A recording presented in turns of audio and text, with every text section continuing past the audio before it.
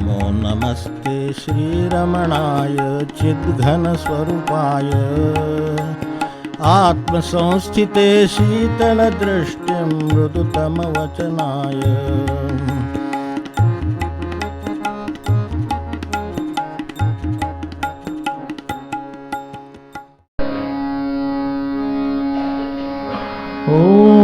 नमो भगवते श्रीरमणाय।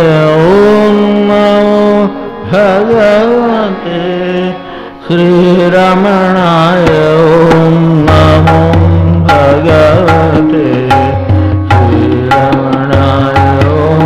नमो भगवते श्रीरमणाय। नमो भगवते श्रीरमणाय। नमो भगवते श्रीरमणाय। नमो भगवते श्रीरमणाय। नमो भगवते श्रीरमणाय। नमो भगवते श्रीरमणाय।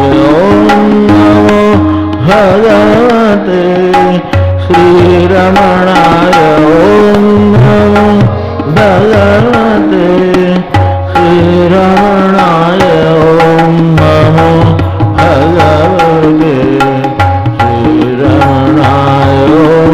नमो भगवते श्रीरमणाय। नमो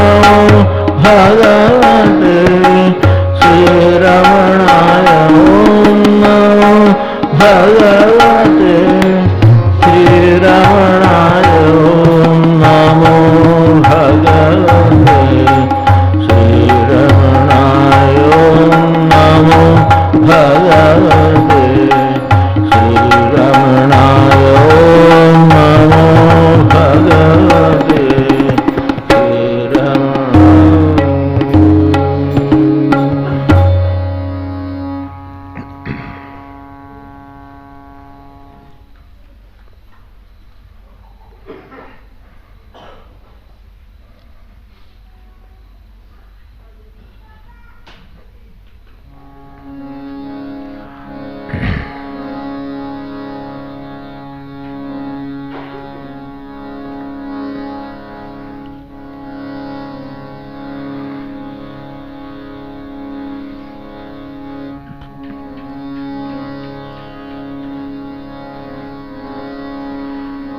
भेदभावनात् सोऽहमित्यसौ।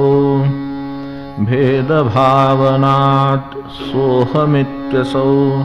भावनाभिदा पावनीमता। भावनाभिदा पावनीमता। भावशून्य सद्भावसुस्थितिः। भावशून्य सद्भावसुस्थितिः। भावनाबलात् भक्तिरुत्तमा।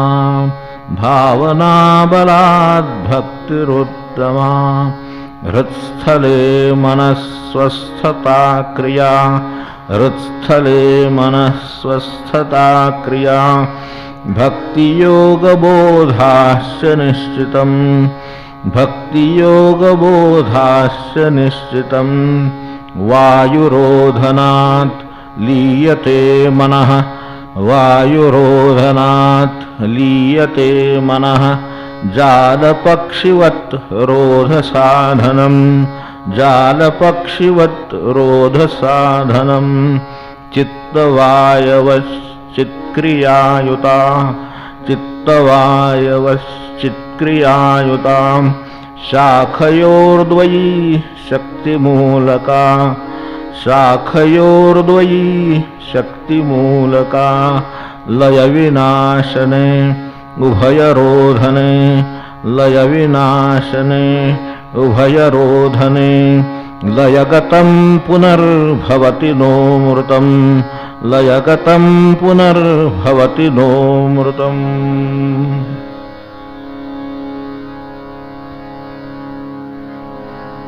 लय विनाश हे मार्ग जरी खरे।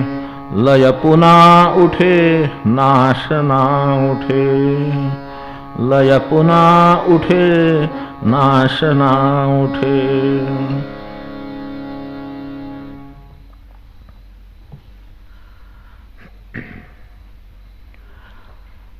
बऱ्याच महिन्यानंतर आपण पुन्हा एकदा त्यांच्या कृपेने रमणांच्या विचाराकडे थोडंसं वळायचा प्रयत्न करू. शरीर झालेलं आहे, फक्त जिथे कुठे होतो ते एकदा पहा. आणि थोडा संबंध अभंगांशी आहे तो पण बघू. काय वांग मन कार्यमत्तम हे आपल्या लक्षात त्यावेळेचं असेलच की कायेसाठी पूजा सांगितली, वाचेसाठी जपाचं काम सांगितलं. या 3 मोठ्या देणग्या आहेत. पण एक शरीर, ते पूजेला लावावं. वाणी आहे, जपासाठी वापरावे. वाणीला उपयोग खूप असू शकतात, हे त्यांनी दुर्लक्षित केली नाही. त्यावेळेला आपण त्याचा तपशीलही बघितलेला आहे. पण त्यातल्या त्यात काय जर वाणीचा वापर करता दुसरा चांगला येत नसेल तर जपच करावा. फक्त एवढं करता येण्यासारखं आपल्याला आहे, त्यामुळे तेवढं करावं. आणि काय वांग मना, त्यातलं ते मनाला उत्तमात उत्तम जरी काही काम असेल तर ते चिंतनच आहे. आता आजही चिंतन मनाचं चालूच आहे, ते प्रतिक्षणी चालू राहतं. जर एखाद्या उत्तम सत्संगामध्ये किंवा वातावरणामध्ये किंवा सत्पुरुषाच्या सान्निध्यात आपण जर नसू तर मन हवं ते चिंतन करीत राहील. जर सान्निध्यात असू तर ते काही चिंतन करीत नाही, हे पण तितकंच काय. मनाला चिंतन थांबतोच. हे सत्संगाचं किंवा सत्पुरुषांचं लक्षण आहे की त्यांच्याजवळ गेल्यानंतर मनाचं चिंतन थांबतं. नाहीतर मन चिंतन करून करून डोक्यावर बसतं. हा आपला वैयक्तिक अनुभव असेल किंवा त्याच्यासाठी कुठल्याच्या सान्निध्यात, म्हणजे आतलं सान्निध्य आहेच. समजा त्याला ते जर सापडलं तर तिथेही ते बसलेलेच आहेत. तेच त्यांना या पुढच्या या सगळ्या ज्या ओव्या आहेत त्याच्यामध्ये ते म्हणायचं आहे. पुढच्या श्लोकातलं त्यांचं म्हणणंही आहे की हृदयस्थाने मन स्वस्थया क्रिये. हृदयस्थानामध्ये जर मन या क्रिया ज्या करतो, उदाहरणार्थ आधीच्या पूजन जप चिंतन खऱ्या अर्थाने ज्या अभिप्रेत आहेत त्या अर्थाने जर त्या केल्या गेल्या तर मन स्वस्थ होईल. मन स्वस्थ होईल असं म्हणायचं. किंवा स्वस्थ नाही होणार नुसतं, तर मन तसं स्वस्थ होत नाही. आपण काही करा आणि जर मन स्वस्थ करायचे प्रयत्न आपले चालू असतील तर ते स्वस्थ होणार नाही, हे पण लक्षात ठेवा. एखाद्याला पैलवानाला आव्हान दिल्यासारखं आहे ते. ज्याला खुमखुमी आहे अशा पैलवानाला आव्हान आहे ते, नुसत्यासुद्धा नव्हे. तो नुसता बसून राहिला त्याच्यासाठी नाही, ते ज्याला खुमखुमीच आहे त्याला आव्हान दिलं तर फार काय होईल पुढे हे आपल्याला कल्पना येईल. तेव्हा तसल्याला आव्हान दिल्यासारखं आहे. त्यामुळे ते न करता त्याच्या चिंतनाची दिशा बदलणं, त्याला चिंतनाला विषय देणं, त्याला या कृपेच्या छत्राखाली आणणं, त्यांच्या ताब्यात देणं, असे अनेक मार्ग असू शकतील. आपल्याला किती आणि सुचतील तेवढे. तर हृदयस्थानी मन स्वस्थ या क्रिये, मग खऱ्या अर्थानं भक्तियोग होईल असं त्यांचं म्हण. त्यांच्या दृष्टीनं भक्ती हा पूर्वार्धात बाह्य विषय आणि उत्तरार्धात आंतरिक विषय आहे साऱ्या भाषेत. अगदी सारांश म्हणून पुढच्या श्लोकातले हे पाहिजे तर त्यात पहिल्यांदा तो बाह्य विषय. कारण काहीतरी देव कुठेतरी आहे, काहीतरी सृष्टीमध्ये शक्ती आहे. कशात आपण मानाल त्याच्यात शक्ती आहे. माणसात शक्ती आहे, सामर्थ्यवान या अर्थाने सामर्थ्यवान माणसं आहेत तर त्या ठिकाणी शक्ती आहे. तर त्यांची भक्ती हा आपला सामान्य माणसाचा पहिला पूर्वार्धातला विषय आहे की त्यानं ते करीत असावं. तर ते करीत असल्याने भगवंताचं काय होतं, रामाचं काय होतं, कृष्णाचं काय होतं, त्या सत्पुरुषांचं काय होतं, महाराजांचं काय होतं. आज अरविंदांचे स्मरणाचा दिवस आहे, तर त्यांचं काय होतं नक्की, सहवासात राहिले ज्यांचं काय झालं. तर त्यांचं त्या अर्थाने एकच झालं की ह्या भक्तीमुळं, आत्यंतिक भक्तीमुळं ते तसेच राहिले आणि ते तसेच राहणार आहेत. पण हे जे होते ते भक्तीमुळं ते शांत झाले, त्यांचे चित्त पालटले. हे जे करणारे होते त्यांची चित्त पालटली आणि त्यांना जी अस्वस्थता, जे काही मनाला काय विषय किंवा सारखं हे ज्याला अनियंत्रित चिंतन म्हणतात तसं अनियंत्रित चिंतन चालू आहे सतत, ते शांत झालं आणि हा बाह्य भक्तीचा उपयोग झाला. ह्याच्यात भेदभावना की कुणीतरी आहे. आपण एखाद्याचं ध्यान करतो, समजा आज हा अरविंदांचा दिवस आहे, तर त्या दिवशी ध्यान करतो. तर ध्यान करतो तर अरविंदांची मूर्ती शांत आहे. ते त्यांच्या जागा सोडून सुद्धा कुठे बाहेर गेलेले नाहीत. आपल्याला माहिती आहे 24-24 वर्ष जी माणसं त्यांच्या त्या खोलीतून त्या राहण्याचं जे काही स्थान आहे त्याच्यातून 24 वर्षात बाहेर पाऊल टाकलेलं नाही. एवढी एक गोष्टसुद्धा आपल्याला घेण्यासारखी आहे की अरे त्यांचं त्या अर्थाने तशा अर्थाने चालू शकतं. तसं खरं सांगायचं ना तर मनुष्य सेल्फ कंटेंटेड आहे. खरं सांगायचं तर आपली ह्या सेल्फ कंटेंटच्या कल्पना अलीकडे आल्या, त्या व्यावहारिकदृष्ट्या फक्त आल्या. सेल्फ कंटेंट ब्लॉक आहे मनुष्य. तर त्या अर्थाने त्या का तर त्याला कशालाही बाहेर जावं लागत नाही. ठीक आहे, तर खरं सांगायचं तर कशालाही बाहेर जावं लागू नये अशीच व्यवस्था इथं आहे. फक्त ती सेल्फ कंटेंट आहे एवढं आपल्या लक्षात येत नाही, म्हणून बाहेर जावं लागतं. आपलं भक्तीचा संबंध चालला आहे तर भक्तीसाठी सुद्धा बाहेर जावं लागतं, ते बरोबर. पण बाहेर कुठे की जिथे आतलं सापडलेलं आहे अशा ठिकाणी बाहेर जावं लागतं, ज्यांना आतलं सापडलेलं आहे. नाहीतर हिंडाहिंडी होईल. तर हिंडाहिंडी करून काय होणार नाही. ती आपली नुसती जागेवर सुद्धा होऊ शकते. जागेवर चारधाम करणं अवघड आहे का मला सांग. चारधाम काय, अष्टधाम काय आणि हे काय ज्योतिर्लिंग काय सगळं करणं आपल्याला शक्य आहे बसल्या जागी. काय मनानं हिंडतच असतो मनुष्य, तर त्या जागी हिंडायचं. मनाने नाही काय हिंडत आहे. आत्ता प्रपंचात किती विषय काय काय डोक्यात येत असतं. मग असंच त्याला अशा तऱ्हेने हे सगळं सुद्धा करणं शक्य आहे. पण ते करावं. परिक्रमा असतात, हे असतं, हे काय स्थानं असतात, ही करावीत. पण ती अशा ठिकाणी करावीत असं सांगितलं. म्हणून म्हणजे एरवी तो नुसताच हिंडेल म्हणून त्याच्यासाठी सांगितलं की मग चारधाम करत जा, मग हे करत जा. हे सगळे सांगितले हे कशासाठी, तर ज्या ठिकाणी काहीतरी आहे अशा ठिकाणी हा गेला, त्या ठिकाणी काहीतरी असतं, त्यातलं काहीतरी घेऊन येईल. म्हणजे प्रसाद नव्हे नुसता. हो, नाही तर त्याचाच घेऊन प्रसाद घेऊ, तर प्रसाद नको घेऊन येऊ. तुम्ही आत काय घेऊन आलात ते महत्त्वाचं. त्या जागी गेले आणि अशी शांतता बाबा मला अनुभवायला आली नाही. एवढं जरी तो 5 मिनिटाची शांतता तिथून घेऊन आला असला तरी मिळालं. त्यासाठी त्या जागा सांगितल्या. मग आता ह्याच्यामध्ये भेद आहे. हे एक स्थान आहे, ते एक स्थान आहे. ही एक व्यक्ती आहे जाणारी आणि ती एक व्यक्ती आहे तिथे. तर असं काहीतरी आहे. तेव्हा हा भेदभावाने राहणारच. हा पूर्वार्धातली भक्ती समजावी असं त्यांचं वाटणं. यात कुठेतरी जावं लागतं, काहीतरी संपर्क ठेवावा लागतो. भले ग्रंथ असेल, ज्ञानेश्वरी वाचताना रंगून गेला आहे मनुष्याची कल्पना करून. काय दादोबा वाचताना रंगून गेला आहे, चरित्र वाचताना, संतचरित्र वाचताना रंगून गेला आहे. तर संतचरित्र ही एक स्वतंत्र वस्तू आहे, आपण एक स्वतंत्र वस्तू आहे. दोन एकमेकांशी जोडले गेले आहेत वस्तू. तेव्हा ह्या भक्तिभावनेनं जोडल्या गेल्या. भावनेनं केलं तर फळ आहे हे पण सांगतो. त्या अर्थाने भावनेने केलेलं आहे तर त्याला ते त्यांचं म्हणणं समजून घेता घेता तो मनुष्य त्यात तल्लीन होऊन जातो. आता तत्लीन म्हणजे काय झालं त्याचं, तो त्यातच गेला, ते जे काय चाललं आहे त्यात गेला. आता या क्षणी दुसऱ्या बाजूला आपल्या मनाचं काय झालं म्हणून विचार केला. आपण हे करतो आणि तल्लीन झालो, समजा ते काय म्हणतात यात तल्लीन झालो, तर काय होईल, तर आपण राहणार नाही ना, आपल्याला तेच पाहिजे. तर ते जे आहे ते आपण होऊन जातो, म्हणून तल्लीन झालं मनुष्य म्हणतो. आता गाण्यात मनुष्य तल्लीन होतो. आपल्याला साधारणपणे तल्लीन होण्याच्या जागा आहेत काही, त्यातल्या चांगल्या जागा फक्त आपण उल्लेख करू. तर गाण्यात तल्लीन झाला म्हणजे काय झालं, तर शब्दब्रह्म जसं आहे तसं नादब्रह्म आहे. तो नादब्रह्मामध्ये तल्लीन झाला. म्हणजे नाद हा सुद्धा ब्रह्माचं एक स्वरूपच आहे ना, त्याच्याकडे जाण्याचा मार्गच आहे. तर नादब्रह्मात लीन झाल्यामुळे तो तिकडे गेला. त्या अर्थी तो इथे राहिला नाही, इथे गोंधळ आहे जरा. तर त्यातून तो मोकळा झाला. इथे खूप गोंधळ आहे, मनामध्ये विचार आहेत, ते द्विधा आहे, ते असं आहे तसं आहे, शंका आहेत, संभ्रम आहेत, अमकाय तमकाय, ह्या सगळ्या विश्वातून तो मोकळा झाला. आणि सध्या तो तल्लीन आहे. तर तल्लीन आहे त्यामुळं ते जे काही नादब्रह्म आहे त्यात तो एकरूप झाला. त्यामुळे हा वेगळा राहिला नाही. तेव्हा हे दोनमध्ये काम करायचं असेल, आत्ता जे पहिला श्लोक म्हटला, भेदभावनात सोहमित्यसौ, भावनाभिधा पावनीमता.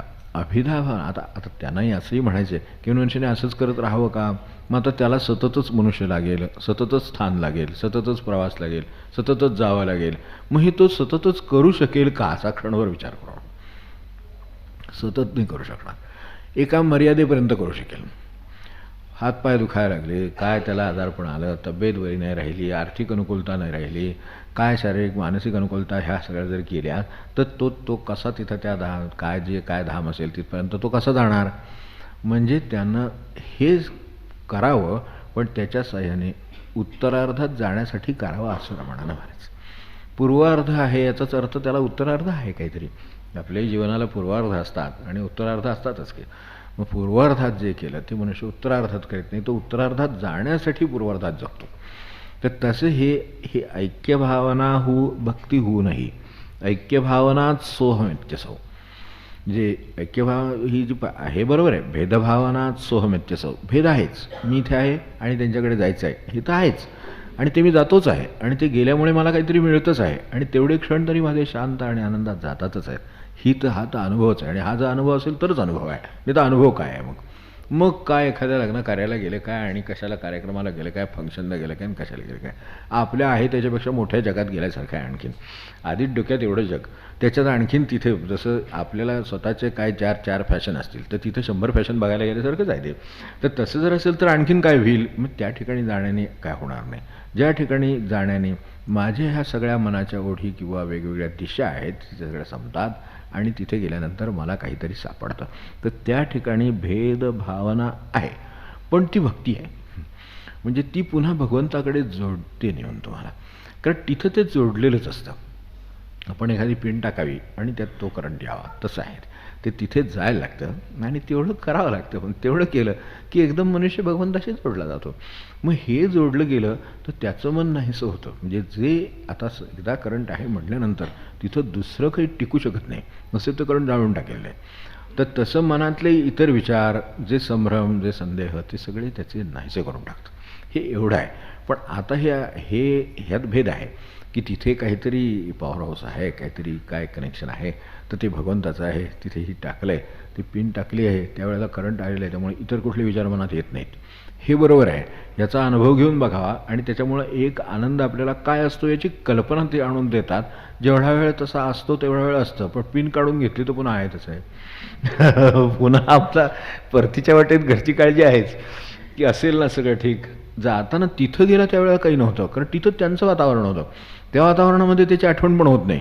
पण परतीला निघाला की हे उतरून घ्यायला येतील का नाही, ते बरोबर पोचेल का नाही, ते विमान उतरेल का नाही, त्या क्षणी ते ढगाळ नसेल ना, सुरू झालं. म्हणजे आता ती पिन निघाली तिथं, आता काय त्याचं काही करंट वगैरे शिल्लक नाही. करंट जर शिल्लक असता तर जसं तिथे होतो तसंच येताना असेल आणि तसंच पुढे पण असेल. म्हणून त्यांचं म्हणणं असं की हे जर तुम्हाला जमलेलं आहे तर मग हे पुढच्या उत्तरार्थात जावं, ऐक्यभावना अतिपवित्र आहे. म्हणजे भेदभावना सोहमित्यसौ, सोहम मी तोच आहे, ही भावना म्हणजे जे तिथं आहे तेच आता माझ्या ठिकाणी आलेलं आहे, असं जाऊन ज्याला तीर्थात कळलं त्याला तीर्थ कळलं. ज्याला तीर्थात जाऊन कोणाला की तीर्थात जे आहे ते आपल्यात आहे हे ज्याला कळलं तो खरा तीर्थात जाऊन आला. आता तीर्थात जी स्थिती आहे ती त्याच्याबरोबरच आहे. तो घरी येऊ दे, राहू दे, कर्म करू दे, आणि काय त्याचं प्रारब्ध असेल ते बघू दे, काय असेल ते असू दे, तीर्थात तो ज्या शुद्ध भावाने तीर्थात राहतो तिथे तसाच जो घरी राहतो, आपल्या व्यवहारात राहतो, काय इंटाना फिरताना राहतो, तर ते सर्व ठिकाणी त्याची ती स्थिती टिकून राहते की जी तीर्थात आहे. हे ज्याला जमलं त्याला तीर्थ जमलं. आता तीर्थाकडे जाताना जरा जपून जावं एवढं जरी शिकलं तरी खूप झालं, हो की नाही. आपल्या दृष्टीनं हे त्यांचं एकदम म्हणणं थोडं, आता हे उपनिषदच सुरू झालं परत, तर त्यामुळे त्यांचं म्हणणं थोडं अवघड असणार, नेहमीच्या पेक्षा अवघड असणार, पण तरीसुद्धा आपल्याला त्याच्यात काय म्हणायचं एवढं समजून घेतलं तरी खूप आहे. तेव्हा भेदभावना आहेच, त्याच्याशिवाय भक्ती होत नाही, पण भेदभावना भक्ती होऊनही ऐक्यभावना अतिपवित्र आहे. ही ऐक्यभावना काही व्यावहारिक नाही आहे, ही मानसिक आहे. कारण ते करायला लावतं ते त्याच्या मागं प्रेरणा काय. परवा आपला तिकडेही विषय झाला, इथपर्यंत आपल्याला आजार खरा वाटतो आणि ते सगळं झालं. मग तसंच आपल्याला औषध खरं वाटतं. दुसऱ्या उदाहरणाने विचार करू की आजारी आहे, औषध घ्यावं असं वाटतं, ठीक, औषधाने बरं झालं, तर औषधाने बरं झालं असं वाटतं. मग कशा कोणी औषध दिलं, तर हे कोण वैद्य होते, काय डॉक्टर होते, त्यांनी औषध दिलं म्हणून बरं वाटलं. तर त्यांना ते देण्याची बुद्धी कोणी दिली, तर ज्याने कोणी दिली त्यामुळे हे बरं झालं. त्यांना ती बुद्धी झाली, बरं झालं, त्यांना त्या वेळेला बुद्धी झाली म्हणून मलाही त्याने औषध दिलं म्हणून मी बरा झालो. हे क्रमाने मागं ठीक आहे, मी आजारी होतो ते खरं होतं, त्याने औषध दिलं ते खरं निघालं. ते का दिलं, तर त्यांना योग्य बुद्धी झाली म्हणून खरं ते त्यांनी दिलं, आणि त्यांना आता बुद्धी कशी झाली की थांबला माणूस. मग त्यांना बुद्धी देणारा जो कोणी तोच जर समजा आपला असेल तर मधल्या ह्या सगळ्या गोष्टीची काळजी करण्याची काही गरज आहे का. आपण थेट हीच काळजी करावी की त्यांना योग्य बुद्धी द्या, म्हणजे संपलं, बाकीचं सगळं ठेवलेलंच आहे. आता त्यांनी दिलेल्या औषधात गुण होता, तो महाराज म्हणले तसा भगवंतानेच ठेवला ना, ठेवला. तसा सगळ्याच औषधात गुण आहे. पण कुठलंही औषध कोणाला देऊन चालतं का?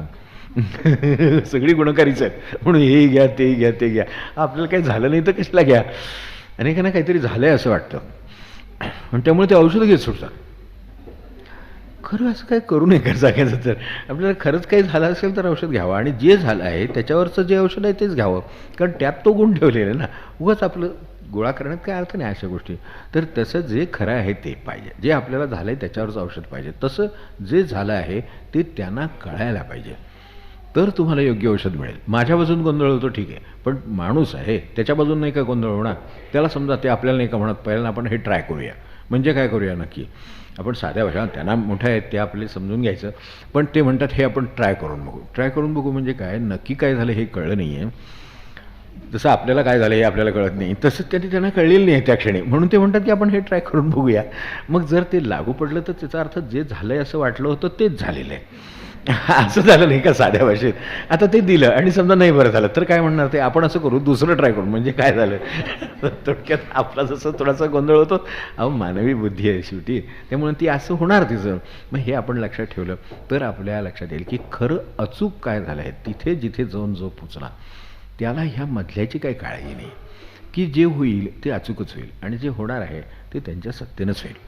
ते देतील ती बुद्धी बरोबरच असेल आणि त्या बुद्धीनुसार ते जे औषध देतील तेही तो गुण असलेलंच असेल. कारण अलीकडे गुण औषधातसुद्धा आत्ताची जी औषधं आहेत त्यात गुण असेलच असं काही सांगता येत नाही. आपल्याकडे वेगवेगळ्या मार्केटची औषधं मिळतात ना, तेव्हा त्या सगळ्यामध्ये गुण असतोच असं नाही. काही वेळेला नुसतीच गोळी असते, म्हणजे त्याच्यात काय असतं जी काही वेळेला नसतं. पण कारण ते काय होतं, परवडत नाही स्वस्त द्यायला, त्यात औषधं घालणं परवडत नाही. मग नुसती गोळी देणं परवडतं. काय कर ते काय होईल हे काय सांगता येत नाही. ही परिस्थिती आहे, अशी आहे. मग आपल्याला खरं वाटतं की आजार खरा वाटतो, मग औषध खरं वाटतं, मग ते देणारा खरा वाटतो. इथपर्यंत मनुष्याला खरं वाटतं आणि त्याच्या आयुष्याचं त्या दिवशी तो किंवा त्या संदर्भातला तो विषय संपतो. पण हे जे देणारा, त्यांना बुद्धी देणारा, मूळ आजार म्हणून काही असलेलं, बिघाड असलेला, मग नेहमीचं जे जीवन नेहमीच व्यवस्थित निरामय चालतं, निरोगी चालतं, ते देणारा, ते जे यात ठेवलं ते शरीर ते देणारा, हा कुठं ह्यात नाहीच आहे मुळात. तो जर यात आला तर हे प्रश्न राहणारच नाहीत की ते त्याचंच आहे. त्याचं जर समजा, आता समजा शेजाऱ्याच्याकडे काहीतरी झालं, कल्पना करू, शेजाऱ्याकडे काहीतरी झालं आहे आणि आता त्याला काहीतरी करणं भाग आहे. काय प्रसंग असेल, काय त्याच्या घरात काहीतरी घडलं असेल किंवा काय, ही साधी काड्यापेटी असते एखादी, तर ती विझली तर पाहिजे, त्याला ती विझवली पाहिजे. शेजाऱ्याच्या घरात काड्यापेटीची काडी लागते, तर ती आता पुढे तर ती घर जाळू शकेल म्हटलं तर काय, गॅस पेटवू शकेल म्हटलं तर काय, ते करू शकेल. योग्य उपयोग त्याला करायचा आहे. आता ती काडी लागली, तिथे काडी समजा घासली गेली म्हणून आपण आपल्या घरात अस्वस्थ होऊन काही उपयोग आहे का त्याचा? ती त्यालाच विझवली पाहिजे, ती त्यानं विझवावी. तर ती विझवली किंवा काय त्यांनी काम केलं, त्याचं जे काय काम असेल ते जर केलं तर त्याचं पुढचं काम सुरू होईल. समजा स्वयंपाकाचं काम आहे तर स्वयंपाकाचं काम सुरू होईल. काही इतर गोष्ट आहे, वस्तू आहे, बळून टाकायची वस्तू आहे, काय कागद आहे निरुपयोगी आहे किंवा काय वस्तू आहे निरुपयोगी आहे, ती तो जाळतो आहे, तर ते त्याचं करून येतं त्याचं काम. तर तसं आहे ते. त्यावेळेला आपण त्याच्यात किती पडतो तर नाही पडत, कारण ते शेजाऱ्याचं आहे. म्हणजे थोडक्यात ते दुसऱ्याचं आहे, तर ते दुसऱ्याचं आहे तर ते दुसऱ्याने निस्तरावं असं आपल्याला वाटतं. तसं आपलं हे सुद्धा आपलं नाही आहे, दुसऱ्याचंच आहे, तर त्यानेच निस्तरावं असं म्हटलं तर काय बिघडलं? तसं कसं म्हणता येईल? वेदना मला होतात, औषधं मी घेतो, डॉक्टर मला देतात, आजार मला आहे, असं सगळं मला आहे असं वाटतं. त्या मलामुळं घोटाळा झालेला आहे. आजार खरं सांगायचं तर मला काही नाही आहे. खरं सांगायचं तर म्हणजे अगदी त्या अर्थाने विचार केला तर खरं सांगायचं तर मला आजार आहे का? माझ्या हाताला आजार असू शकतो, माझ्या पायाला आजार असू शकतो, माझ्या खांद्याला आजार असू शकतो. पण खांदा माझा इथपर्यंत ठीक आहे, पण आजार खांद्याला आहे, आजार पायाला आहे, आजार गुडघ्याला आहे. ते गुडघा दुखतो हे बरोबर आहे किंवा पाय दुखतो हे बरोबर आहे, पण तो माझा पाय इथपर्यंत ठीक आहे, पण पाय म्हणजे काय मी नव्हे. कारण पाय नसलेले लोक नाही आहेत का? हात नसलेले लोक नाही आहेत का? मग ते कसे असतील? मग ते असणार नाही मग तसे असतं तर त्याचा अर्थ ते सगळे जे काही आहे ते त्याचं आहे. आता ते त्या पायाची दुखी आहे, तर ती दुखी पायाची आहे हे जर लक्षात आलं तर मला दुखी नाही आहे, माझ्या पायाला दुखी आहे. मला दुखी नाही माझ्या पायाला दुखी नाही यामधला फरक कळला की आपलं निम्मं काम झालं त्यातलं. की त्याला दुखी आहे, डोकं दुखतं आहे. आता डोकं आपलंच आहे म्हणणं भागच आहे, सरळच आहे, पण ते डोक्यातले विचार सरळ नाही आहेत. ती डोक्याची दुखी आहे, तर डोक्याच्या दुखीला दुसरे कोणतरी डोकं काम करतं आणि ते त्याच्यावर औषध देतं. बरोबर की नाही? सरळच आहे की नाही? मग ते दुसरं कुठलं तरी डोकं कामाला लागतं, ते औषध देतं. ते औषधही दुसरंच असतं कुठलं तरी, दुसऱ्या एका डोक्याने कोणीतरी तयार केलेलं असतं आणि ती डोकं, हे डोकं आणि हे डोकं मिळून ते मिटवतात. उपनिषद सोपं करणं अवघड आहे असं. तर खरं सांगायचं तर एवढा व्यवहार घडतो. आता हा जर व्यवहार चालू आहे, समजा माझं डोकं दुखते, तर माझं डोकं, मग ते त्यांचं डोकं, मग त्यांनी ज्या कोणाचं औषध शोधलं त्याचं डोकं, या तिघांनी काम केलं. म्हणजे मी काही नाही केलं तर चालण्यासारखं आहे की नाही मला सांगा. पण मीच एवढा गोंधळ करतो की त्या डोक्यानं सुद्धा काम करू देत नाही. त्यांनाच सांगतात उलटं, तुम्ही अमुक द्या, तुम्ही तमुक द्या, मला हे देण्याऐवजी तुम्ही ते का देत नाही. आता ते अर्धवट काहीतरी झालेलं आहे सगळं. आपण त्यात डोकं घालायचं खरं कारण नाही, हो की नाही? ते त्यांचं डोकं त्या विषय तर त्यांनी ठरवा. असं करत नाहीत. अलीकडे हे फार वाढलं. पूर्वी सोपं होतं बघा काम, की डॉक्टरांच्याकडे जायचं आणि सांगायचं मला डोकं दुखतं, की ते म्हणे ठीक डोकं दुखतं, त्यांच्याकडे काय असेल ती गोळी त्यात टाकायची, ती पुढे करून द्यायचे, काय 2 वेळा घ्या, 3 वेळा घ्या, पाण्याबरोबर घ्या, मधाबरोबर घ्या, काय असेल ते घ्या, डोकं बरं व्हायचं, त्यांचं बरं होतं, आपलं बरं होतं, सगळं व्यवस्थित होतं काय. पण ते दिलं तर तुम्ही हे का देत नाही, ते का देत नाही. आता ही काय झालं, त्या पट्ट्या आल्या त्याच्यावर ते सगळे यायला लागले. त्यामुळे पूर्वी तसं दिलं होतं हे ह्यांना माहीत असते, मग ते का देत नाही आहे. आता त्यांना आता म्हटलं तसं त्यांना डोकं आहे ना, ते ठरवणार ना काय, ते खरं सांगायचं तर त्यांनी ठरवायचं आहे की नाही. मग यावेळेला तुम्हाला ते झालं नाही आहे म्हणून ते दिलं नाही आहे असं त्यांचं म्हणणं आहे. पण आज म्हणायची सोय राहिली नाही. ते म्हणणार तुम्ही नाही दिलं तर आम्ही तिकडं जाऊन घेतो, मग तिकडं जाऊन घ्या असं म्हणायची वेळ येते त्यांना, कारण त्यांनाही डोकं चालवणं भागच आहे पुढचं. ते असं प्रकारे खरं सांगायचं. मग हे जर 3 डोक्यांचं हे काम आहे तर त्यांचं त्यांना करू देत ना. मग मी माझा जप का सोडावा, मी माझं भगवंताशी जे काही अनुसंधान आहे ते का गमवावं. कारण ते अनुसंधान या डोक्यावर थोडं अवलंबून आहे. ते मला ह्या भक्तीने कळलं, भगवंताच्या संबंधामुळे कळलं, मला त्यांनी आनंद काय होतो कळलं. बरं आपल्याला तीर्थात जाऊन कळू दे, ग्रंथात कळू दे, नाही तर मनुष्याकडून कळू दे, कुठूनही कळू दे, ते मला कळलेले ना, मग माझ्या आनंदात असावं ना खरं. म्हणून त्यांचं म्हणणं की भेदभावनेने हे कळतं, भेदभावनेने भक्ती होते आणि ती सामान्य माणसाला तीच भक्ती योग्य आहे. म्हणून आपल्याकडे देवदर्शनाला जायचं घेतलं ते तेवढ्यासाठी की देवाला जात जा. समजा सकाळी गेला संध्याकाळी गेला, आता ज्यांना वेळ आहे त्यांनी का जाऊ नये, सकाळी देवाला जावं, संध्याकाळी देवाला जावं. सकाळी मंडईत जाऊन पुन्हा संध्याकाळी जात नाही, पण माणसाला ते पटतं, हे नाही पटत. तो म्हणतो झालंय माझं जाऊन. त्याचं म्हणलं वास तुम्ही देवाला जाऊन आलात का, हो झालंय माझं, आता एकदा जावा संध्याकाळी. तो म्हणतो संध्याकाळी परत कशाला जायचं. अरे जो हे सगळं चालवतोय त्याच्याकडे एकदा का 4 वेळा गेला तरी तुम्हालाच आनंद होणार आहे, तुमचंच मनाचा पालट होणार ना. मग त्याच्यासाठी देवाला जायचं. आपण काय देवाला लायटिंग बघायला जायचं का, देवाला देव बघायला जातो आपण. मंदिर बघायला जात नाही, लाईटिंग बघायला जात नाही, देव बघायला जातो. जो खरा देव बघायला जातो तर तो देव जो बघायला गेला त्याला देवच प्राप्त होणार. मग एवढं फक्त देवाला जाताना लक्षात असावं म्हणजे झालं. मग ही भेदभक्ती आहे ती बरोबर आहे, तर भेदभावना भक्ती आहेच बरोबर, ती मान्यच केली. पण त्याहीपेक्षा जर समजा भेदभावना भक्तीपेक्षा ऐक्यभावनेनं जर गेला तर ऐक्यभावना अतिपवित्र आहे. म्हणजे पुढे जे म्हटलंय भावनाभिधा पावनीमता, अभिधा जर भावना असेल की तो जो तिथे बसलेला आहे, जो हे चालवतो आहे, तोच माझं जीवन चालवतो, मग आता तिथं गेल्यावर तो चालवतो आणि तुम्ही बघा मंदिराच्या बाहेर पडला की तो तुमचं काही चालवत नाही, असं काही आहे का. खरं सांगायचं तर मंदिरापर्यंत चालवत सुद्धा तोच आणतो.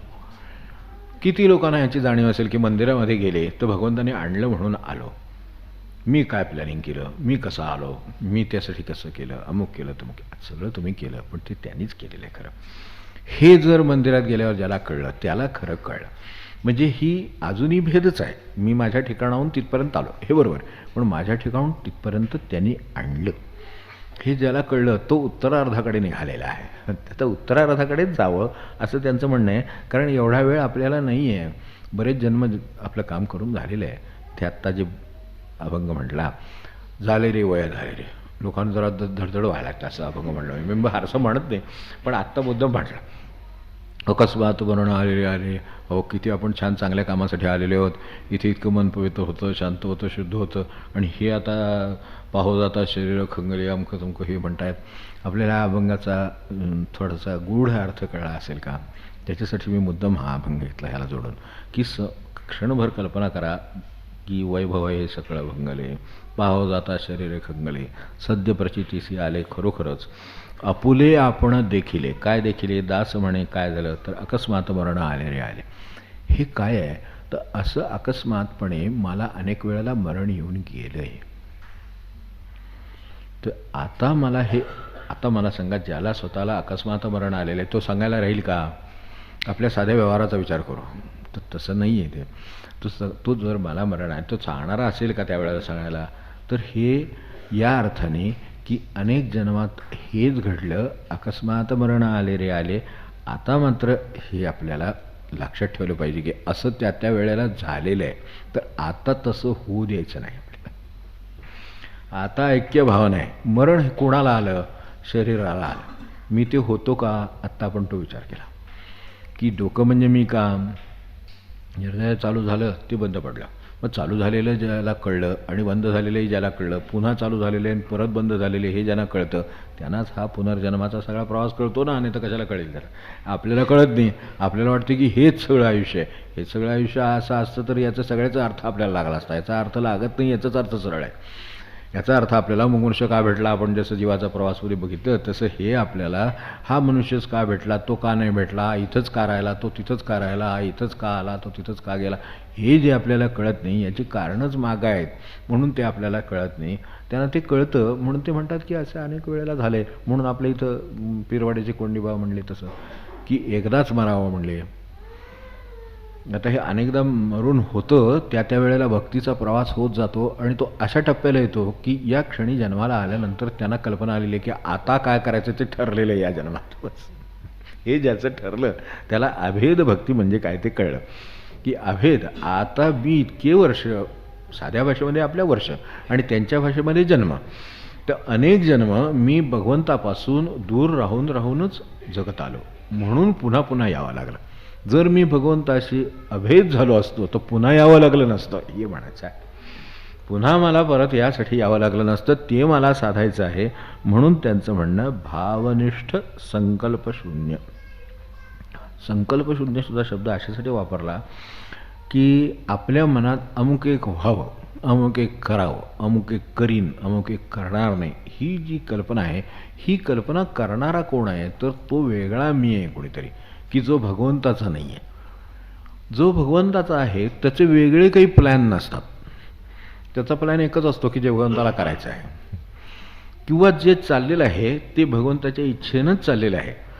तात्याची आठवण झाली म्हणून सांगतो. तात्यासाहेब म्हणायचे, केतकर महाराज म्हणायचे की आपण अमुक एक गोष्ट करणार, अमुक एक गोष्ट करणार नाही असं की म्हणू नये म्हणले. अमुक एक का आला, अमुक एक का गेला असं म्हणू नये. कारण येताना तो त्यांच्या इच्छेनं आलेला असतो, मग जाताना त्यांच्या इच्छेशिवाय जाईल का?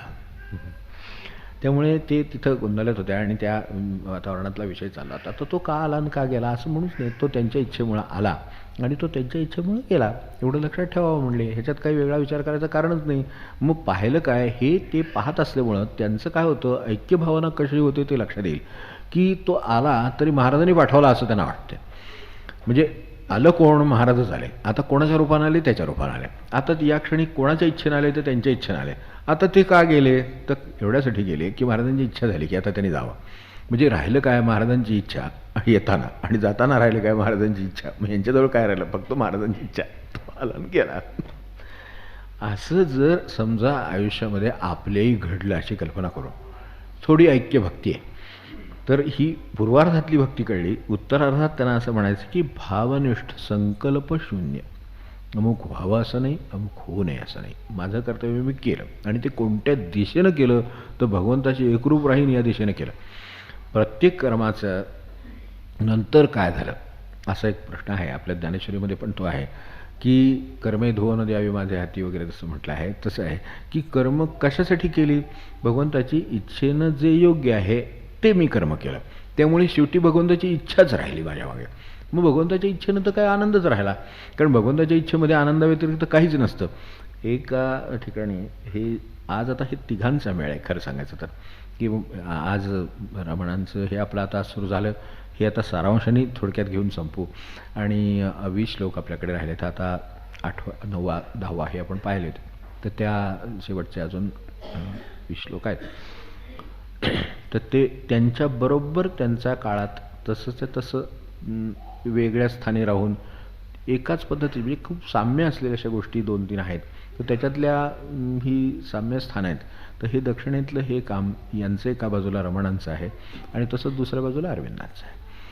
ते काम तसं काय आहे तो पूर्णयोग घ्यायचा विचार होता, पण आजच्या ह्याला एवढा वेळ नाही मिळणार, म्हणून त्या बाजूला फक्त त्यांचं स्मरण करू आज. तर त्यांचं त्या बाजूला त्यांचंही काम चालू आहे. तेही स्वतःच्या इच्छेनं त्यांची जोपर्यंत वाटचाल सुरू होती असं म्हणून त्यांच्या पातळीवरचं समजून घ्यायचं आपण. ते फार मोठं आहे हे आपल्या सगळं समजून घ्यायला, किंवा त्यांची जीवनं पाहिली तर फार मोठी आहेत, पण तरीसुद्धा त्यांच्या इच्छेप्रमाणे जोपर्यंत चालू होतं तोपर्यंत सगळ्या स्वातंत्र्याच्या चळवळींनी, बंडखोरीने, क्रांतिकारक काय आणि बंदुका काय आणि काय काय सगळं ज्याला म्हणजे ज्या तिथं कटातही त्यांना सापडलेले आहेत आपल्याला माहिती आहे सगळं. तर अशा तऱ्हेच्या कटापर्यंत म्हणजे काय कट करणार, तर आपण त्यांना घालवून नेणार. हे कट कशासाठी करायचं शेवटी, की त्यांना हद्दपार करावं, बरोबर, ह्याच्यासाठी कट करायचं, किंवा परकीय सत्ता काय म्हणायची ती हुसकून लावायची, ह्याच्यासाठी चाललं आहे ना. म्हणजे राजकीय स्वातंत्र्य हे चाललेलं आहे. तेव्हा राजकीय स्वातंत्र्यासाठी जी धडपड आहे ती धडपड जेव्हा भगवंताच्या इच्छेनं काम करायचं ठरलं तेव्हा ती थांबली. आज स्वातंत्र्य मिळायचं ते मिळणारच आहे. ह्या लोकांनी तारखासुद्धा सांगून ठेवल्या आहेत त्या काळात. जे स्वामींनी इकडे मागे आपण गेल्या वेळेला स्वामींचं स्मरण केलं होतं, तर स्वामींनी तेच सांगितलं होतं, यांनी तेच सांगितलं, आणि सांगितल्याचा पुरावा हा आहे की त्यांच्या जन्मतारखेलाच स्वातंत्र्य मिळालेलं आहे आपल्याला. पुन्हा आणखीन काही पुढं ते तेव्हा म्हणले होते ते बरोबर होतं का नाही विचारायचं काही कारणच नाही, ते बरोबरच होतं. त्यामुळे ते पुन्हा 15 ऑगस्टला ते सगळं घडलं. मग हे 15 ऑगस्ट त्यांच्या आयुष्यातला हा जन्माचा दिवस आहे. तर त्या अर्थाने ते त्याच दिवशी काय घडायचं त्याचं कारण त्यांच्याकडे आहे, आणि त्यामुळं आपण वेगळं काही करण्याची गरज नाही हे लक्षात आल्यावर आपण खरं वेगळं काय करायला पाहिजे, तर खरं वेगळं काही करायचं नाही आहे हेच करायला पाहिजे. भगवंताची जी इच्छा आहे ती मी एकांत स्थानी जाऊन बसावं, आणि या कार्याला कसं असतं, ही कार्य ठीकच आहे पण याची मर्यादा लक्षात आलेली आहे आपल्या, की आज हे झालं. आज मला सांगा, जे लोक पारतंत्र्याच्या काळापासून आजपर्यंत जगलेले, आता ही 60 वर्ष सोडा, 80 वर्षाची माणसं आहेत, काय 90 वर्षाची माणसं आहेत, त्यांनी पूर्वीचा काळही बघितले, आजचाही काळ बघितला आहे. तर ती सांगतात तो काळ बरा होता, अन्याय होता, पण करणारा सरळ अन्याय करीत होता. सरळ अन्यायसुद्धा कोणी सरळ करीत नाही. तो कसा अन्याय करील किंवा कसं फसवेल हे पण सांगता येत नाही आपल्याला, अशी आजची अवस्था आहे. आज मी म्हटलं नाही का आपण स्वतंत्र आहोत वगैरे, आपल्या कल्पना आहेत. आपण कुठल्याही बाबतीत स्वतंत्र नाही. आपण टॅक्स बसवायला स्वतंत्र नाही, आपण किती दर ठेवावा कशाचा याला स्वतंत्र नाही, कशालाही स्वतंत्र नाही. आपण क्षणभर जाऊन विचार करून बघावा, म्हणजे मग ते आपल्या लक्षात येईल की किती इतके टप्पे येऊन गेले. हे सगळे टप्पेचा काळ एकदा नजरेत आला आपल्या, 1000 वर्षांचा काळ समजा आपल्यासमोर येऊन गेला, तर आपल्या लक्षात येईल असं किती आलं किती गेलं. यात जी माणसं मुक्त होऊन गेली तीच गेली, म्हणजे जी भगवंताच्या इच्छेला धरून वागत राहिली, ती ज्या ठिकाणी होती त्या ठिकाणी जे व्यवहार असतील ते त्यांनी केले, पण ते जिथं जोडलेले होते त्यांच्या इच्छेनं जे घडायचं तेच घडले म्हणले आणि शांत राहिले ते. म्हणून हे सगळे आपल्याला सत्पुरुषांच्या हे तर सत्पुरुष बरेचसे याच्यातले असे आहेत की जे हे पूर्वीच्या काळातले या अर्थाने, की त्या ज्या अर्थाने स्वातंत्र्य वगैरे आपण कल्पना म्हणतो आहोत त्या अर्थाने त्याच्या पूर्वीच्या काळातले आहेत. मग त्यांना काही त्याचं नव्हतं का, त्यांच्याकडे काही सामर्थ्य नव्हतं का, त्यांना काही करायचं नव्हतं का, पण त्यांना जगाचा सगळ्याचा मेळ लक्षात आलेला आहे. जगाचा एक मेळ आहे, आज घडतं त्याच्यातही मेळ आहे, आणि पूर्वी घडत होतं त्याच्यातही आहे, आणि पुढे घडेल त्याच्यातही आहे. राहील प्रश्न फक्त आपला तेवढा सोडवला पाहिजे, तो सोडवावा असं त्यांचं म्हणणं आहे. म्हणून हे सगळ्यामध्ये काहीतरी एक सुसूत्रतेनं जग चाललेलं आहे. आपण म्हणतो नसतं की हे 2000, कोणाचा शकाच्या भाषेत 2000, कोणाच्या ह्याच्या भाषेत 5000, हे सगळं आपल्या कालगणनेतल्या विषय आहेत. इथली कालगणना आपल्याला सापडत नाही एवढी आहे. तर तिची कालगणनेच्या त्या सगळ्या पार्श्वभूमीवर याचा विचार केला तर काही नाहीच आहे. काय इथं होतं 10,000 वर्षापूर्वी हे सांगणंसुद्धा अवघड आहे. इथं 1,00,000 वर्षापूर्वी काय होतं हे सांगणं अवघड आहे. ते ज्याला माहीत आहे तो जे चालवतो तो सगळं आपलं जीवन आजचंही चालवतो. हे ज्याच्या लक्षात येईल त्याचे चढउतार फारसे होणार नाही. आपल्याला चित्ताच्या चढउतारांचा किंवा मनाच्या चढउतारांचा प्रश्न आहे ना, आता मला सांगा तो माणूस कुठं, तो त्या टिपका दिसायचा सुद्धा नाही. सॉक्रेटिसनं जर त्या ह्याला बोलावून विचारलं होतं की बाबा, त्याला त्या जहागिरीचं मोठा कौतुक होतं, आपल्याला माहिती असेल त्याच्या जहागिरीचं मोठं कौतुक होतं. तर तो म्हणाला, फारच मोठी जहागीर आहे तुमची, जरा नकाशा घेऊन या तुमच्याकडे असला तर. म्हणून त्याने जगाचा नकाशा मागवला. मी म्हणलं, आपला देश कुठे आहे? तर इथे आहे म्हणलं. बरं, मग आपण राहतो तो प्रांत कुठे आहे? आता तो प्रांत दाखवायला ते बारीक हे घ्यावं लागलं, ते ह्या प्रांत इथे आहे. बरं म्हणलं, आपण आता साधारण राहतो, म्हणजे आपल्या भाषेत बोलायचं झालं तर हे भारत सापडला, मग आता हे आपलं राज्य कुठे आहे? तर ते त्या नकाशामध्ये जगाच्या दाखवता येईना. मग तो म्हणला, आता असं करू, आता हे तर काही दाखवता येत नाही, साधारण इथं आहे म्हणलं. आपल्या जर नकाशा घेतला जगाचा तर लक्षात येईल की आपल्याला भारत दाखवायचा अवघड जातो, मग त्याच्यापेक्षा राज्य दाखवायचं अवघड जातं. मग असं करत तिथपर्यंत आल्यानंतर मग काय होतं, मग शेवटी अगदी सुईच्या टोकाने दाखवावं लागतं, साधारण इथं राहतो तो भाग साधारण इथं आहे. मग म्हणलं, आता ह्याच्यात तुझी जहागीर कुठे आहे तेवढी फक्त मला डायमेन्शन्स पाहिजेत माणसाला, एवढं साधं म्हणणं. डायमेन्शन झाली की नाही की मनुष्य जागेवर जमिनीवर येतो सरळ. नाहीतर तो काय करीत सांगता येत नाही. हे उत्पात करतात हे लोक, म्हणजे हे जे हुकुमशाह वगैरे उत्पात करतात ते ह्या भूमीसाठी करतात. त्या भूमीच्या, ह्या सगळ्या भूमीच्या मनाने काहीच असं करा म्हणजे, आणि त्यांचंही शेवटी काहीच राहत नाही. म्हणून तो शेवटी सांगतो ना, हात उघडे ठेवून जाऊ दे, मला काय घेऊन येता आलं नाही आणि मी जाताना काही घेऊन जात नाही, हे लोकांना कळू देत. हे मोठ्या ह्या अलेक्झांडरसारख्या माणसाने यांना का सांगावं लागतं? तर त्यांना आयुष्यात शेवटी तरी हे सत्य कळलं की मी काही अशाच उघड्या मुठी घेऊन आलो आहे आणि असंच जाणार आहे, तर माझे हात उपडे ठेवा. असं त्यांनी मुद्दाम सांगितलं होतं जाताना, की हे कळू दे लोकांना की ह्याच्यासाठी काही आटापिटा करू नका, तुमच्यापुरतं तुम्हाला देण्याची परमेश्वराची व्यवस्था आहे. नित्य उठवून या खायाची चिंता ते जे आहे ना तसलं आहे. तर त्याला पक्षी वनचरे आहे तो भूमीवरी, ते त्यांना काय उपेक्षा करतो का तो त्यांचंही देतो, त्याचा त्याचा दाणा पोच होतो आहे. तर मग आपलं काम करावं, दाणा खावा आणि भगवंताची आठवण करावी, त्यात राहावं, ह्यासाठी हे सगळं चाललेलं आहे. म्हणून भेदभावना भक्ती होऊनही ऐक्यभावना अतिपवित्र आहे. इथे भगवंताची ऐक्य आहे फक्त. आता इथे तात्यांच्या भाषेत ते महाराजांची ऐक्य असेल, आपल्या भाषेत आपल्या गुरूंची ऐक्य असेल, भगवंताची ऐक्य असेल, कुठल्या देव असेल तर त्याचं उपास्य देव असेल त्याच्याशी ऐक्य असेल, तर त्या ऐक्याने हे चाललेलं आहे. हे कळावं.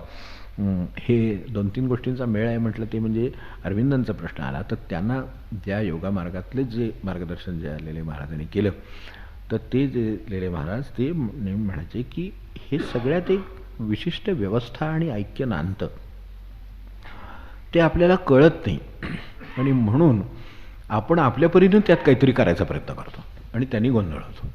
तर तेवढं आपल्या परीनं काही करू नये, शांत राहावं, आपल्याला व्यवस्था लक्षात येईल. ते ऐक्याचं मूळ जोपर्यंत माणसाला, ते म्हणायचे ऐक्याचं मूळ जोपर्यंत, ह्या सगळ्याचं किंवा व्यवस्थेचं मूळ जोपर्यंत माणसाला सापडत नाही, तर तोपर्यंत मनुष्य गोंधळात आणि गैरसमजात किंवा व्यर्थ कृतीमध्ये आयुष्य घालवतो. आता हा जर लावून बघायचं ठरवलं तर आपल्या कृतीनं रोजच्या दिवसाच्या लावून बघायच्या ठरवल्या तर काही ठिकाणी जसं घरामध्ये अकारणच व्यवस्था निर्माण करण्याचे प्रयत्न चालू असतात. घरात व्यवस्था आहे, आता तुम्ही इकडचं भांडं तिकडे ठेवलं म्हणजे व्यवस्था आली अशी आपली समजूत आहे. ते डावीकडे असल्यानेही व्यवस्था असते, उजवीकडे असल्यानेही व्यवस्था असते. खरं सांगायचं तर आपणच अव्यवस्थित असल्यामुळं आपल्याला ते चुकीचं वाटतं. असं म्हणणं धाडसंच आहे, पण थोडं आता, कारण एका पातळीला ते पटणार, दुसऱ्या पातळीला पटणार नाही ना, अशी अडचण आहे. तर त्यामुळे तसं काही नाही आहे, सगळी व्यवस्था जगामध्ये आहे. जर गरजच असेल, आता तहान लागली असेल तर उठून पाणी प्यावं हे ठीक आहे, किंवा तुम्हाला उठवत नसेल तर पाणी मागून घ्यावं इथपर्यंत ठीक आहे. पण पाणी जगामध्ये आहे, भांडं जगामध्ये आहे, देणारा जगामध्ये आहे, आणि भूकही जगामध्ये आहे, तहानही जगामध्ये आहे, सगळी व्यवस्था आहे. आपण फक्त काही आणखी नवीन काही निर्माण करू नका. तहान नसताना पाणी प्यायला जाऊ नका, ज्यांनी दिलं त्याला नाव ठेवू नका, ज्याने दिलं त्यानं कमी दिलं जास्त दिलं हे म्हणू नका. हे सगळे आपले कार्यक्रम आहेत. ह्यांनी गोंधळ निर्माण होतो असं त्यांचं म्हणणं. तर ते लेले महाराजांनी त्यांना जे काही महत्त्वाचे उपदेश केले ते अरविंदांना केले, आणि तेच ह्या सगळ्या ह्याच्यात लागू आहेत. कारण मूळ सर्वांचं ऐक्य भक्तीशी सगळ्यांची निष्ठा एक आहे. त्यामुळं त्यांना विचारण्यात आलं होतं की तुम्ही हे एवढं सगळं नेतृत्व, देशाच्या पातळीवर नेतृत्व करायची गोष्ट सामान्य नाही आहे, तर त्या पातळीवर नेतृत्व करता तुम्ही, आणि तुम्ही म्हणता मला आता परमेश्वरी आदेश आहे, हे तुझं काम नाही, तू तिकडे जा. आता ह्याच्यावर विश्वास ठेवणं सुद्धा अवघड आहे व्यवहाराने. ते म्हणले आदेश म्हणजे आदेश आहे, मला ह्याच्यात काही मी वाटत नाही, चुकीचं वाटत नाही, मी बरोबर करतोय. म्हणजे खरं सांगायचं तर एखादा जसा स्वर चुकीचा लागावा, ट्युनिंग चुकीचं असावा आणि ते ट्यून व्हावा, तसं भगवंताच्या इच्छेशी ट्यून होणं हे खरं भक्तीचं काम आहे. तेवढं आपल्याला जर साध्य झालं ना तर जीवनात काही फार मोठं घडतंय असं आपल्याला वाटणार नाही. आज फार मोठं घडवतोय असं वाटतंय खरं सांगायचं तर. पण फार मोठं तर अजिबातच घडवत नाही, कारण त्याचं काय होतं बिघडतं ते पुढे आपल्याला कळतं. घडतं बिघडतं असंच काहीतरी आहे ना ते. तर ते घडतं बिघडलं तसं काही होत नाही आहे. हे सगळं चाललं आहे ना, ते जे आहे ते बरोबर चाललेलं आहे. कारण कर्म त्याचे परिणाम, त्याची व्यवस्था ही सगळी व्यवस्थित आपल्या परीनं काम करते. अपयश आलं असेल तर त्याचं मूळ चुकीच्या अभ्यासात असेल, न केलेल्या अभ्यासात असेल, दुर्लक्ष करण्यात असेल, चित्त एकाग्र नसेल त्याच्यात असेल, आणि जर जे झालेलं आहे त्याचंही मूळ पुन्हा कुठल्या तरी व्यवस्थित कृतीत असेल भगवंताच्या. हे सगळं भगवंताच्या इच्छेमध्ये बरोबर आहे असं जर वाटलं, समजा आपल्याला घडतं आहे, आपलं काम आहे ते आपण केलं, आता काहीतरी होणार, आता जे होणार ते भगवंताच्या इच्छेनं होणार. आत्तापर्यंत जे काम केलं ते भगवंताच्या इच्छेने केलं. आता ते केल्यानंतर आणखीन काय करायचं राहिलं, ते मन करू इच्छितं, ते त्याला करू देऊन देणं, हे भक्तीतलं दुसऱ्या बाजूचं काम. तर ते आपण करावं, म्हणजे भेदभावनाने करा आणि उत्तराला जाऊन ऐक्य भावनेनं करा तरी चालेल. ही भगवंताची इच्छा आहे. जे घडतं आहे ते घडल्यानंतर तरी निदान आपण लक्षात ठेवावं की भगवंताची इच्छा आहे. घडेपर्यंत कदाचित कृतींचा थोडासा संबंध असेल, त्यावेळेला भगवंताचं भान ठेवावं लागेल, ते भान ठेवूनच करावं. पण तरीसुद्धा भान ठेवून केल्यानंतर आता घडलं काही असेल, ते घडल्यानंतर आता भगवंताची इच्छा आहे, मागं जाऊन काही वेवळू नये. मागं जायचं, ते असं केलं असतं तर बरं झालं असतं, तसं केलं असतं, तसं जर केलं तर बरं झालं असतं, तर मग तेव्हाच करायचं होतं. मग ते केलेलं नाही आहे ना, आता जमलं का ते त्यावेळेला नाही जमलं, मग आता त्याच्याबद्दल विचार करण्यापेक्षा ती भगवंताची इच्छा होती असं समजा पुढे जातं. आता पुढे जे करायचं ते भगवंताच्या इच्छेनं करूयात. आता ते कसं करता येईल, त्यासाठी हे सांगतात की भावनिष्ठ संकल्पशून्य. मला म्हणून अमुक एक करायचं नाही आहे, जे समोर येणार आहे ते मी करणार आहे. आता ऑफिसमध्ये काम, तुम्ही हे वाटेल आपल्याला की हे असं अंमलात कसं आणणार. आपण ऑफिसमध्ये काम साधं आहे, ऑफिसमध्ये कामाला आहोत, तर काम आपल्याला काहीतरी दिलं जातं, ही तुमच्याकडून कामाची अपेक्षा आहे. आपल्यासमोर काहीतरी काम ठेवलं, आपण ते जे जीव ओतून करणं, जेवढं म्हणून मनापासून करणं अपेक्षित आहे तेवढं केलं. आता त्याबद्दल ते चांगलं म्हणाले नाहीत, वाईट म्हणाले नाहीत, तुम्ही खूप चांगलं केलं म्हणाले नाहीत, काही म्हणाले, आपला काही संबंध आहे का त्याच्याशी. आपण ऑफिसच्या कामासाठी आलो, मग आता हेच काम का दिले, तेच काम का दिलं नाही, त्याला ते काम दिले, ह्याला हे काम दिले, हा विश्वाच्या व्यवस्थेमध्ये गोंधळ आहे. जसं आपण विश्वाच्या व्यवस्थेमध्ये गोंधळ केल्यासारखं करतो, तसं त्या ऑफिसमध्ये गोंधळ केल्यासारखं होतं. मग तो म्हणतो ते मी ठरवीन, मग हे ऐकून घ्यावं लागतं की कोणाला काय द्यायचं ते मी ठरवीन, असं ते मग कुठेतरी उत्तर आपल्याला ऐकून घ्यावं लागतं. मग हे का ऐकून घ्यावं लागलं, तर मी त्यात पडलो. मी त्यात पडायचं खरं कारण नव्हतं, मी कशात पडायचं होतं, कामात पडायचं होतं खरं म्हणजे. कारण मी कामासाठी आलो, मी ठरवलं आहे की तुम्ही मला हॅव टू अप्लाय, मी स्वतःच अर्ज केलेला आहे की मला नोकरी द्या. त्याप्रमाणे त्यांनी सांगितलं या हे काम आहे, तुम्ही कराल का, तर करणार. मग त्याप्रमाणे नोकरी दिली, त्याप्रमाणे काम केलं. मग आज काय काम अपेक्षित आहे, अमुक अपेक्षित आहे, ठीक आहे, त्याच्या मनानं तो करतो आहे, त्याच्या मनापासून जे म्हणून त्याला करता येणं ते शक्य आहे ते तो करतो आहे ना.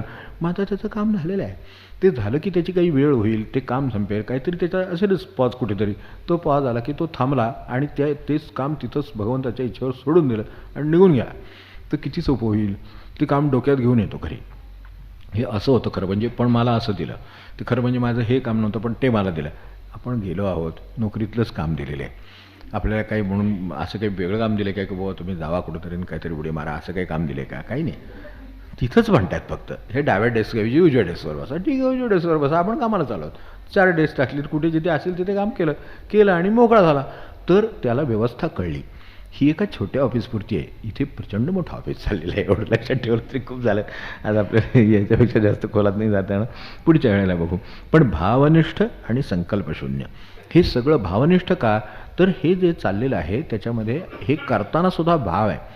ऑफिसचं काम करताना माणसाला कोरडं नाही राहायचं, त्यांनी पण तिथेसुद्धा करताना ते मनापासून करण्यात जो भाव आहे त्यात आनंद मिळतो. काम काय करतो त्याच्याशी संबंध नसतो. मी ऑफिस झाडायचं काम करीत असेल, नाही तर मी कदाचित टेबलावर बसलेला असेल, नाही तर मी कदाचित केबिनमध्ये बसेल, तुम्ही कुठेही बसा, तिथे तुमचा ते करताना भाव आहे का करण्याचा, मनापासून ते करायचं आहे का, तर तुम्ही केअर काढताना सुद्धा तितकेच आनंदात असाल जितके केबिनमध्ये बसलेले असाल. हे परमेश्वर तुम्ही केबिनमध्ये आहात का केअर काढतात हे बघत नाही, परमेश्वर भाव बघतो, त्याला तो एकच भाव ओळखतो. म्हणून भावनिष्ठ आणि संकल्पशून्य, जे माझे ठरलेलं आहे त्यानुसार माझ्या वाट्याला ते आलेलं आहे ते मी काम करतो, यापलीकडे मी काय विचार करत नाही त्याचा, ते तमक्याचं काय आणि ह्याचं काय आहे. तसं म्हटलं तर जगामध्ये आपली दृष्टी नाही पुरायची, एवढं काम जगामध्ये चालू आहे आत्ता, या क्षणीसुद्धा चालू आहे. मग ह्याच्यात आपण लक्ष घालावं, काय घालू नये, तसंही आपल्या कामाशी लक्ष घालावं आणि ते मात्र मनापासून करावं, भावनिष्ठ संकल्पशून्यशी. आणि मग ही जी भावनेचं बळ आहे त्यामुळे ही भक्ती श्रेष्ठ ठरते. म्हणून केर काढणारा मुक्त होईल, पण केबिनमध्ये बसणारा होईलच असं नाही. त्याची भूमिका कशी आहे त्याच्यावर अवलंबून आहे, तो काम काय करत असेल ते करत असेल. म्हणून आपल्याला असं दिसेल की संतांच्यामध्ये सर्व प्रकारच्या व्यवसाय, सर्व प्रकारच्या कृती किंवा सर्व प्रकारची ही कर्म ह्या सगळी करणारे लोक संतत्वाला गेलेले आहेत. अशी उदाहरणं आहेत. ती का आहेत? असं जर ह्याच्यावरच अवलंबून असतं तर ते त्यांचं तिकडचं भान सुटलेलं नाही.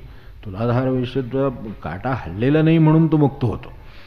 आणि त्यांनी जर काटा म्हणजे ज्या वेळेला त्या राजाच्या वर परिस्थिती आलेली आहे, ह्याच्या बाबतीत अशा तुलाधारासारख्या जो राहिलेला आहे त्याच्यावर जेव्हा परिस्थिती आली की वर्षण आलं आणि ते हे येणं, पाऊस येणं, मागे बोललो होतो आपल्याला, तर पाऊस येणं, त्यावेळेला त्यांनी सांगितलं की पावसाचे सगळे प्रयत्न, धर्म कर्म कांड सगळं करून झालं, सगळ्यांच्या प्रार्थना करून झाल्या, सगळं झालं. ते शेवटी म्हणले एकच आहे की तुम्ही एक इथे हे दुकान आहे, दुकान चालवणारे एक रस्ते आहेत काय आणि दुकान आहे, तर त्याच्यामध्ये जा आणि त्यांना जाऊन भेटा. हे राजाला ते शोधत त्यांच्याकडे जावं लागलं. त्यांनी त्यांना विचारलं की ह्याने मला सांगितलं की एवढ्या राज्याचा प्रश्न आहे, शेवटी माझ्यावर जबाबदारी ती मला माझ्याकडून पूर्ण केली पाहिजे, माझ्याकडून जेवढे शक्य आहेत तेवढे प्रयत्न केले पाहिजे. मी तर काही पाऊस आणू शकत नाही आणि विमान सोडून वगैरे पाऊस पडत नाही, आपल्याला आता माहीत झालेलं आहे, तर त्यामुळे तसंही काही करू शकत नाही. तर मग आता काय करतो, तर तुमच्याकडे भेटायला सांगितलेलं आहे मला. सगळ्या जे काही मान्यवर मंडळी आहेत किंवा त्या काळात ऋषीमुनी असतात, तर त्यांचं म्हणणं की तुम्ही त्यांच्याकडे जा आणि त्यांना विचारा. तर तो म्हणाला मी काय करणार, पाऊस सुटणार याच्यात, पाऊस पडला नाही, आता मी सोचतोय पण पाऊस पडणार याच्यात, पण तुमच्याकडे काहीतरी असणार. म्हणलं आम्ही प्रार्थना केल्या त्या कधी फळालेली नाही आणि इतकं सगळं करतोय, ते प्रयत्नांनाही काही यश आलं नाही, तर आता पाऊस कसा पडणार. तेव्हा त्यांना विचारलं तर ते म्हणाले एक आहे की मी एक प्रार्थना तुम्ही केल्या तशी मी पण प्रार्थना करू शकतो. तर आता इतक्या लोकांनी राजापर्यंत त्या ऋषींपर्यंत सगळ्यांनी प्रार्थना केल्या, त्यात होत नाही, ह्याच्यातनं काय होणार आहे. पण राजा म्हणाल ज्या अर्थी इथं यायला सांगितलं आपण शांत राहिलेलं बरं. खरं सांगायचं ना, जर जे मॅच्युरिटी याला म्हणतात, म्हणजे अशा लोकांनी राजा असावं असं त्या काळात कल्पना होती. तर ते अशा लोकांनी राजा असावं, तर त्याला मॅच्युरिटी येते, तो शांतपणे उभा राहिला हात जोडून. म्हणजे कोणाला, त्या दुकानदाराला. तर दुकानदाराने त्याचा काटा तिथनं काढला आणि तो त्या रस्त्यावर घेऊन गेला आणि तो रस्त्यावर काटा धरून उभा राहिला. तो म्हणला जर ह्या काटा कसल्याही कारणासाठी जर आजवर हल्ला नसेल तो पाऊस पडला पाहिजे, अशी प्रार्थना त्याने केली आणि थोड्या वेळात पाऊस सुरू झाला. तर ह्याच्यात काय येतं ते आपल्याला कळा. ते म्हणून भावनाबळे श्रेष्ठ भक्तीशी. आता त्याचं कर्मच खरं म्हणजे त्याचं काय चाललं, तो काही नामस्मरण करत 24 तास बसलेलं नाही आहे, पण त्याच्या कर्मात त्याचा भगवंत आहे. कारण त्याच्या मागं भावनिष्ठ आणि संकल्पशून्य माणसं कामं करतात, पण त्यांची स्वतःची मतं असतात, त्यानुसार कामं करतात. तसं नाही, भगवंताच्या मताने काम करतात ती लोक थोर. तेवढं समजून घेऊ आणि थांबूया. ओम नमो भगवते श्रीरमणाय. ओम नमो भगवते श्रीरमणाय. भगवते श्रीरमणाय. ओम नमो भगवते श्रीरमणाय. ओम नमो भगवते श्रीरमणाय. ओम नमो भगवते श्रीरमणाय. ओम नमो भगवते श्रीरमणाय. ओम नमो भगवते श्रीरमणाय. ओम नमो